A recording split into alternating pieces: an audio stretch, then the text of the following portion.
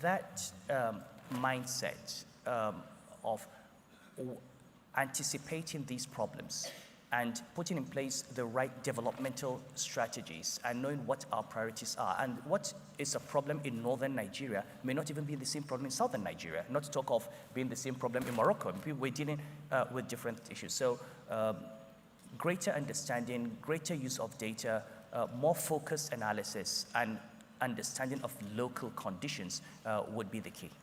And to get to that local level, more nuanced, more context-specific types of policies, there's a challenge, right? There's a challenge at the national level, but there's also a challenge in terms of north-south dynamics globally.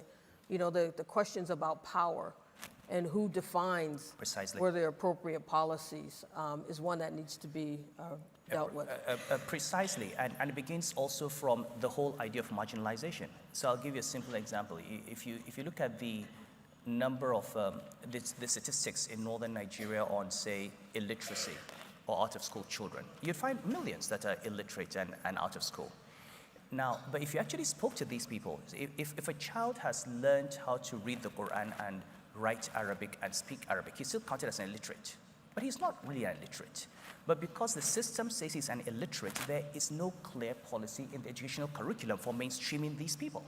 So people learn Arabic, they speak Arabic, they don't speak English, they are illiterates. The only option open to them is to fall into the hands of these radical preachers who speak their language, who radicalize them. And the system does not see them because they have been totally marginalized and are voiceless.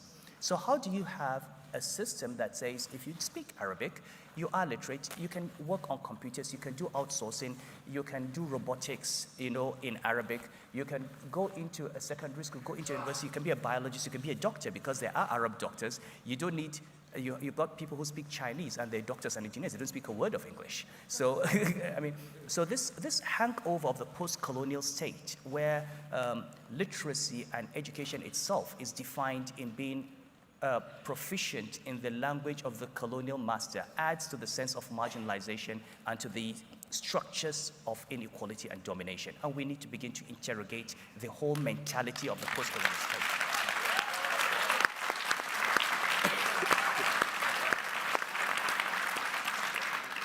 Maybe Africa needs to teach Europe how to become more inclusive. Well, yeah, I think so. Deal with more people, yes.